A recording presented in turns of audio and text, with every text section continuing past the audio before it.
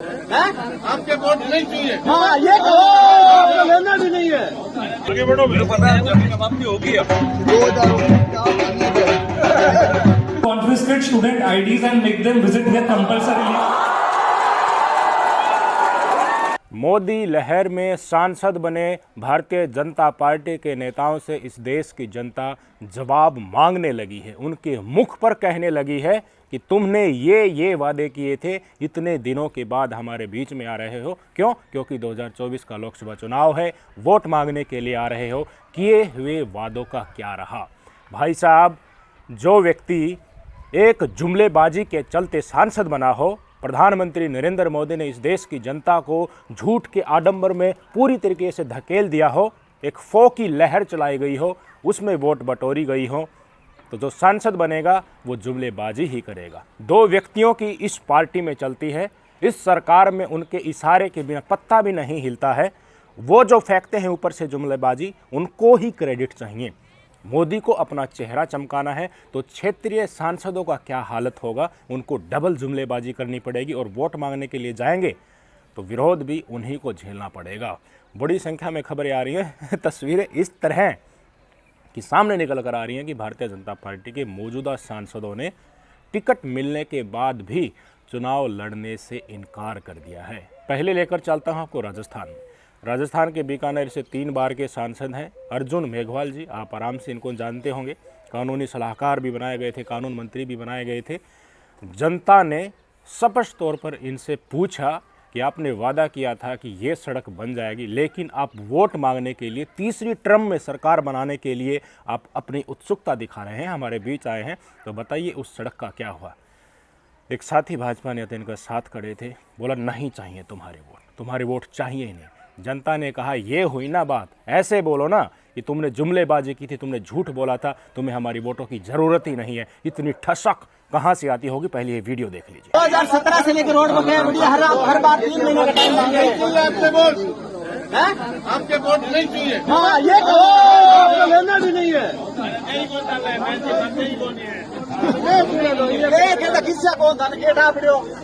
हिसाब तो देना होगा, कागज तो दिखाने पड़ेंगे। देश की जनता को कब तक अंधभक्ति में धकेलकर, हिंदू मुस्लिम में बांटकर, आपस में भाई भाई को लड़वाकर राज करते रहोगे?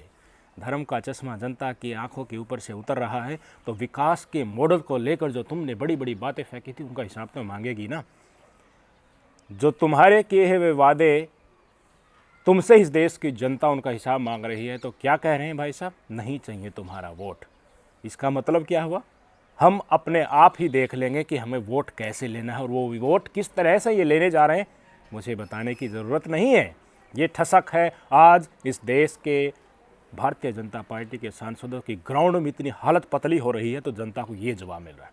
बार बार कहता हूँ ना मैं आपको कि इनको आपके वोट की इज्जत नहीं है। क्यों नहीं है? क्योंकि आपने मोदी लहर जो जुमलीबाजी करके चारों तरफ फैलाई गई थी षड्यंत्र के तहत, एक व्यक्ति के चेहरे को देखकर आपने वोट दिया। वो व्यक्ति आपके क्षेत्र से सांसद नहीं है, आपके क्षेत्र से कोई और नेता सांसद है, बेशक से वो भारतीय जनता पार्टी का हो।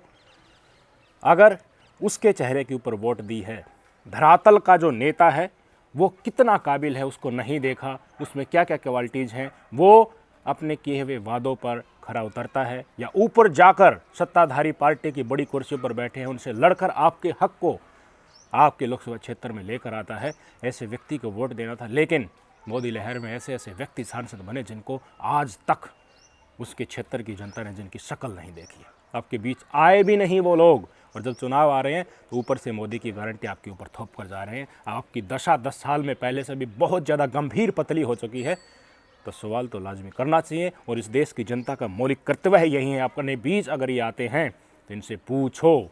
आप पूछोगे, वातावरण इनको दिखेगा, ये मजबूर होकर ऊपर जाकर बताएंगे कि तुम्हारे चेहरे से अब कोई भी कमाल खिलने वाला नहीं है भाई साहब। यहीं राजस्थान में एक और घटना बताता हूँ। केंद्रीय मंत्री हैं गजेंद्र शेखावत जी, राजस्थान के ही हैं, वोट मांगने के लिए पहुँचे, प्रोग्राम में पहुँचे।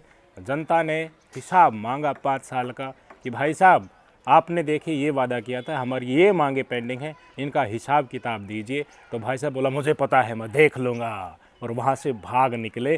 कायरता देख लीजिए। आगे बढ़ो, मेरे को पता है जमीन समाप्ति होगी अब।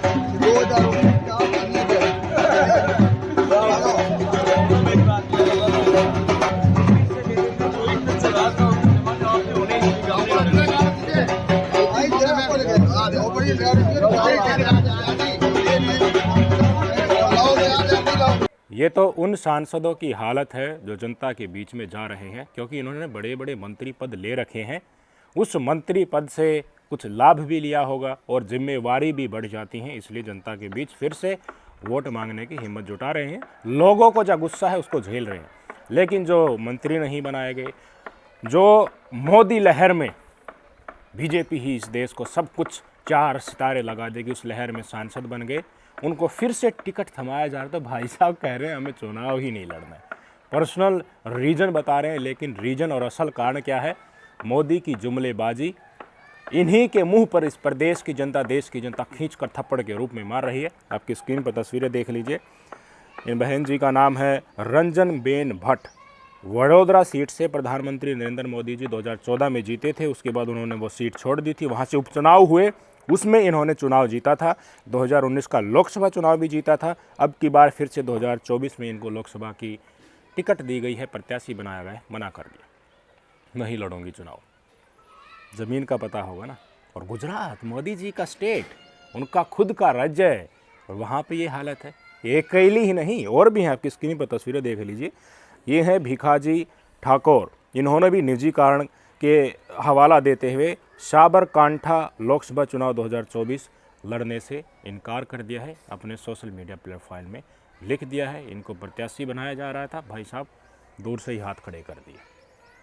क्या काम की वो कुर्सी, क्या काम का वो सांसद पद, क्या काम का झूठी जुमलेबाजी और अंधभक्ति की वो तस्वीरें जो जनता के सामने आज बेनकाब हो रही हैं।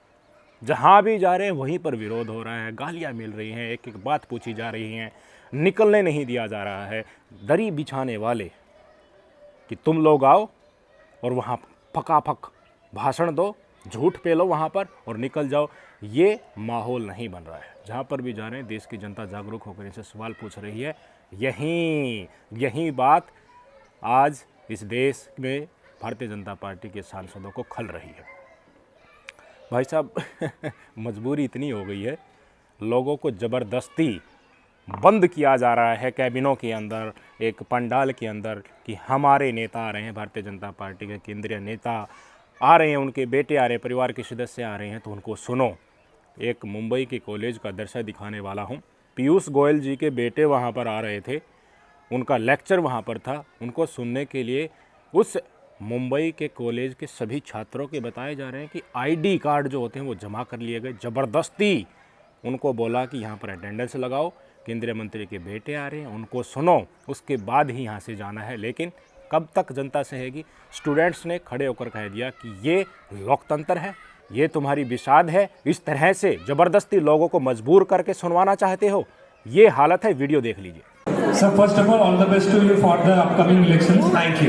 And sir, my question was that do you think this system, this Thakur College administration is political, democratic enough to confiscate student IDs and make them visit here compulsorily? Second thing, my dear students, I know you have your exam tomorrow. Cast your vote and you're to a good leader. So let me welcome Mr. Dhruv Goyal, who is the son of Piyush Goyal ji. Piyush Goyal के बेटे ध्रुव गोयल का मुंबई के Thakur college का ये video था। ज़बरदस्ती उनके session को सुनने के लिए स्टूडेंट्स को मजबूर किया जा रहा था। आप अंदाज़ा लगा सकते हैं देश की हालत क्या है। 400 पार का नारा जो दिया जा रहा है उसके नीचे कितना खोखलापन है आपके दिमाग में और नज़रों के सामने ये तस्वीरें आ रही हैं, तो कुछ तो तरंगे घूम रही होंगी ना। क्यों इस देश की जनता में झूठी ढसोकलेबाजी करके गोदी मीडिया के सहारे ध्रुवीकरण करने के लिए तमाम मसला परोसा जा रहा है। एक खबर आई थी ना, ministry, information ministry, broadcasting ministry की तरफ से एक मैसेज ठेला जा रहा था सबके पास कि प्रधानमंत्री जी की चिट्ठी है, ये आपको भेजी गई है। लोगों ने जिज्ञासा जताई कि हमारा नंबर इंफॉर्मेशन मिनिस्ट्री के पास गया कैसे, ये मैसेज हमें क्यों आ रहे हैं, हम ये जुमलेबाजी जिनको एक दो बार सह चुके हैं फिर से नहीं सहना चाहते, तो भाई साहब सुप्रीम कोर्ट में मसला पहुंचा। सुप्रीम कोर्ट ने मिनिस्ट्री को बोल दिया कि तत्काल प्रभाव से ये व्हाट्सएप मैसेज भेजे जा रहे हैं, इनको बंद करो। सुप्रीम कोर्ट की फटकार के बाद ये तमाम चीज़ें हो रही हैं। इलेक्शन कमीशन को ये जागरूकता हुई, इलेक्शन कमीशन ने इसके ऊपर अपना संज्ञान लिया, उन्होंने भी इनके ऊपर बैन लगा दिया। भाई साहब ये हालत है धरातल के ऊपर इनकी। समझ लीजिए कहाँ है इनका 400 पार का नारा, ज़मीन के ऊपर। आज मोदी जी की प्रिय एजेंसियाँ ईडी, सीबीआई, IT वो ज़बरदस्त तरीके से रेड मार रही है। अरविंद केजरीवाल जेल के अंदर जा चुके हैं। विपक्ष को झुकाने के लिए तमाम कोशिशें की जा रही हैं। जनता नाराज़ होती जाए वो बाद में देखेंगे, पहले जो मुख्य नेता है उनको झुकाकर अपने साथ गठबंधन किसी तरीके से हो जाए, सरकार बन जाए, इस कोशिश में लगे हुए हैं। टीएमसी सांसद महुआ मोइत्रा के निवास स्थान पर आज ईडी ने रेड मारी है।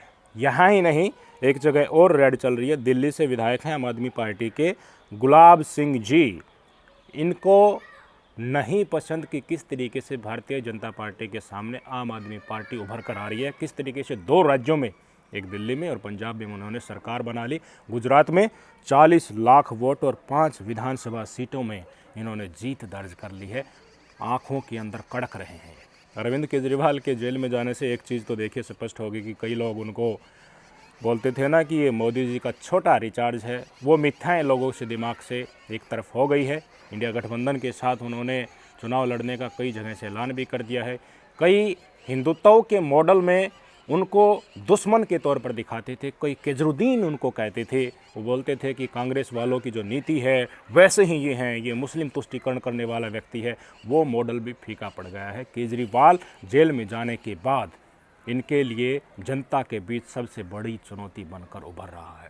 13 सीटें हैं पंजाब में लोकसभा की, दिल्ली वाली सीटें, गुजरात में भी इतनी बड़ी एंट्री हो चुकी है जहां से वहां के भारतीय जनता पार्टी के सांसद टिकट मिलने के बाद भी चुनाव लड़ने से मना कर रहे हैं।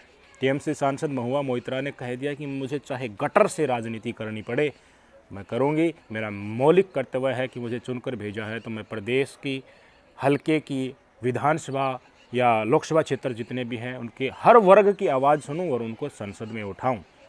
अब कहा जा रहा है केस फॉर क्योरी के अंतर्गत उनसे पूछताछ हो रही है। कुछ भी हो सकता है। राहुल गांधी को एक छोटे से केस में चोर को चोर कहने में मानहानि बनाकर संसद से निकाल दिया, घर छीन लिया, बाद में सुप्रीम कोर्ट के थ्रू वो सांसद में आ रहे हैं। चीज़ें स्पष्ट तौर पर हमारे सामने है। इलेक्शन कमीशन आंख मूंद कर देख रहा है कि आचार संहिता लगने के बाद भी मोदी जी के प्रिय तोते जो कभी निष्पक्ष होकर जांच करते थे वो 80% से ज़्यादा 90% तक विपक्ष के सांसदों पर ही, विपक्ष के नेताओं पर ही छापेमारी करते जा रहे हैं। इनको हिमंता बिस्वा शर्मा नहीं दिख रहा, शुभेंदु अधिकारी नहीं दिख रहा। इनको वॉशिंग मशीन में डालकर जो भारतीय जनता पार्टी में शामिल हो गए, जिनको पहले इन्हीं के मंत्री, मुख्यमंत्री चक्की पिसिंग करके अजित पवार को जेल में डालने की घोषणा करते थे, नंबर देते थे कि 10,000 करोड़ 40,000 करोड़ का घोटाला किया, इनको जेल में डालेंगे, वो आज आराम से भारतीय जनता पार्टी में सत्ता का सुख भोग रहे हैं। आपकी स्क्रीन पर तस्वीरें देख लीजिए। बीजेपी को जांच के दायरे वाली 41 कंपनियों ने दिए 2,471 करोड़ रुपए। ईडी जी का थोड़ा सा समय हो तो ध्यान दे लीजिए इन कंपनियों के ऊपर। जो 500 करोड़ का घाटा दिखा रही हैं वो कंपनियां, वो 250, 300, 400 करोड़ तक का इलेक्ट्रल बॉन्ड के माध्यम से डोनेशन दे रही है। मैच हो गया सारा डाटा। जिस SBI बैंक ने इलेक्ट्रल बॉन्ड के डाटा को मैच करने के लिए 30 जून तक का समय मांगा था, उसको कांग्रेस पार्टी ने कहा है कि हमारी टीम ने एक पाइथन एल्गोरिथम सॉफ्टवेयर के ज़रिए बनाया है, उसके ज़रिए 5 सेकंड में हमने मिलान कर दिया कि ये इलेक्ट्रल बॉन्ड का नंबर खरीदा गया और इस पार्टी ने उसको भुनाया। ये धरातल की सच्चाई है। ईडी को थोड़ा उधर भी ध्यान दे लेना चाहिए इन कंपनियों के ऊपर कि क्यों इन्होंने इतनी बड़ी संख्या में डोनेशन दिया। इनके ऊपर जांच चल रही थी, इन्होंने क्या फ़ायदा सत्ताधारी पार्टी से लिया। जाएंगे ये वहाँ? नहीं जाएंगे। समझना तो इस देश की जनता को है। अब ये आएंगे और बड़ी संख्या में आएंगे। प्रधानमंत्री, मुख्यमंत्री हिंदुत्व के मॉडल को लेकर आपके बीच में जो नफरत फैलाने आएंगे वो हेलीकॉप्टर से आएंगे, सीधे मंच के ऊपर आएंगे, बाहर बैरिकेडिंग होगी, आपको कोई सुनने नहीं दिया जाएगा। आवाज़ उठाएंगे तो पुलिस आपको बाहर फेंक देगी।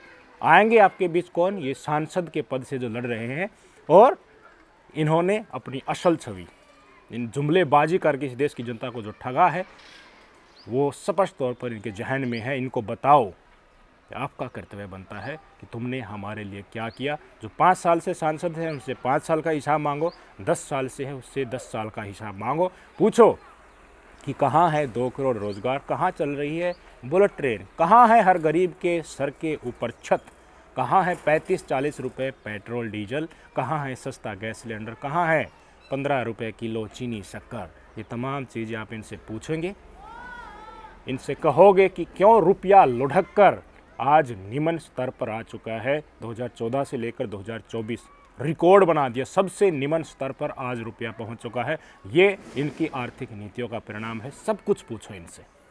आप पीड़ित हैं, बेसिक सुविधाएं जो होती हैं, शिक्षा, स्वास्थ्य, रोजगार, कम से कम उसके लिए तो सवाल ज़रूर पूछो।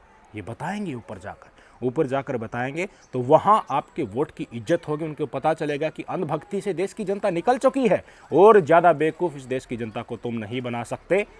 सत्ता जाने का डर सताएगा, इसलिए तुम्हारे चरणों में बड़े बड़े नेता भी आकर गिरेंगे और काम करवाएंगे। हमें चाहिए तो काम ही ना, हमें व्यक्तित्व का विकास चाहिए, चाहे सरकार किसी की भी आ जाए। हम नहीं चाहते कि भाई को भाई से लड़ाया जाए।